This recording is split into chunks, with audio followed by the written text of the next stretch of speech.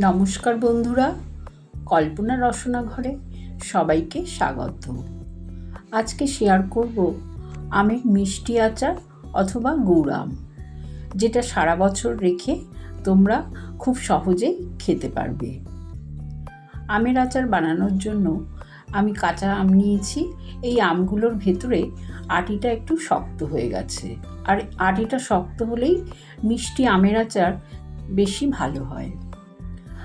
আমি চোকলাগুলো সব ছাড়িয়ে নেব, তারপরে আমি বড় বড় টুকরো করে কেটে নেব।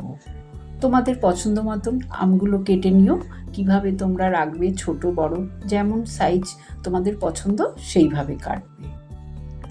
সব আম কাটা হয়ে গেলে আমি জলে ভিজিয়ে বেশ 3-4 ঘন্টা রেখে দেব, কারণ আমের আটি হয়ে গেলে কিন্তু আমের মধ্যে কষটাও বেশি থাকে, তাই ভিজিয়ে রাখলে কষগুলো সব বেরিয়ে যাবে।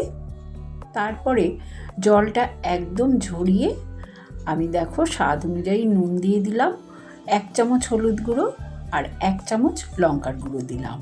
এখানে আমি মোট 8টা আম কেটেছি, 8টা আমের আচার বানাবো। সবগুলো মশলা ভালো করে মিশিয়ে আমগুলোতে একটা বড় জায়গায় ছড়িয়ে তারপরে রোদে শুকিয়ে নেব। আমি দেখো ট্রের মধ্যে সুন্দর করে একটা একটা আম পেতে শুকিয়ে নিলাম। এবার আমের আচার করার জন্য তো একটা মশলা বানাতে হবে। আমি তাওয়া গরম করে তাতে 5টা শুকনো লঙ্কা, 1 চামচ ধনে, 1 চামচ জিরে, 1 চামচ মৌরি, 1/4 চা চামচ দিলাম মেথি। মেথিটা একদম অল্প দেবে। খুব ভালো করে শুকনো খোলায় ভেজে নেব। গন্ধ বেরোলে গ্যাসের ফ্লেম বন্ধ করে তারপরে ঠান্ডা করে আমি গুঁড়ো করে নেব। এবার আচারটা বানাবো, তার জন্য বেশ কিছুটা সর্ষের তেল দিয়ে দিলাম। ফোড়নে দিয়ে দিলাম 4টে শুকনো লঙ্কা, 1 চামচ 5 ফোড়ন। ফোড়নের যখন সুন্দর গন্ধ বেরোবে আমি আমের পিসগুলো দিয়ে দেব। সবগুলো আম দিয়ে এবার তেলের মধ্যে বেশ কিছুক্ষণ একটু ভেজে নেব। হালকা ভাজা হয়ে গেলে আমি গ্যাসের ফ্লেমটা একদম লোতে করে ঢাকা দিয়ে কিছুক্ষণ রেখে দেব, যাতে আমগুলো বেশ গলে যায়। ততক্ষণে আমার মশলাটাও ঠান্ডা হয়ে গেছে। মিক্সিং জারের মধ্যে ঢেলে এই মশলাটার গুঁড়ো করে নিলাম। এই মশলাটা গুঁড়ো করার সময় খুব মিহি না করলেও হবে, একটু দানা দানা থাকলে বেশি ভালো হবে।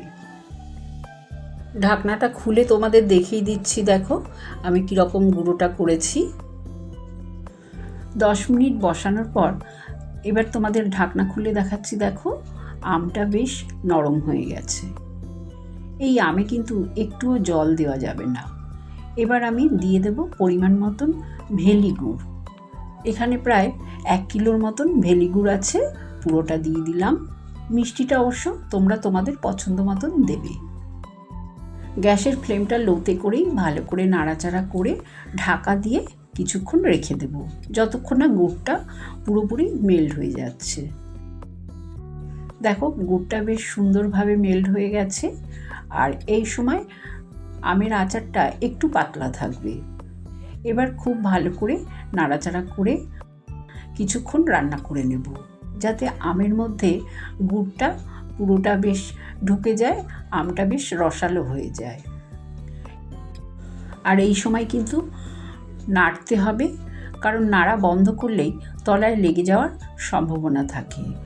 তাই খুব ভালো করে নাড়াচাড়া করে কিছুক্ষণ রান্না করে নেব, প্রায় 8 থেকে 10 মিনিট এইভাবে আমটা আরও রান্না করে নেব। দেখো আচারটা কিন্তু একদম তৈরি হয়ে গেছে। এই পর্যায়ে আমি গ্যাসের ফ্লেমটা বন্ধ করে দেব, কারণ আচারটা আমি 2 দিন আরও রোদে দিয়ে তারপরে আমি বয়ামে ভরবো। সব শেষে আমি যে ভাজা মশলাটা করেছিলাম 2 চামচ ভর্তি করে দিয়ে দিলাম। আর এই ভাজা মশলাটা কিন্তু অবশ্যই দেবে, তাহলেই আমের আচারের টেস্টটা দ্বিগুণ বেড়ে যাবে। এবার এই মশলাটা ভালো করে আচারের সাথে মিশিয়ে নাড়াচাড়া করে নেব, তারপরে গ্যাসের ফ্লেমটা বন্ধ করে দেব।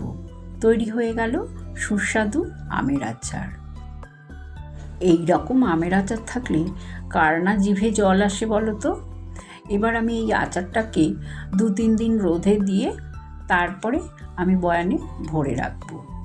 সারা বছর এই আচারটা কিন্তু একটুও নষ্ট হবে না, খুব ভালো থাকবে। রেসিপিটা তোমরা এইভাবে একবার ট্রাই করো আর আমাকে জানিও কেমন লাগলো। ভালো লাগলে চ্যানেলটাকে লাইক শেয়ার করো, নতুন বন্ধু হলে সাবস্ক্রাইব করো। সুস্থ থেকো, ভালো থেকো।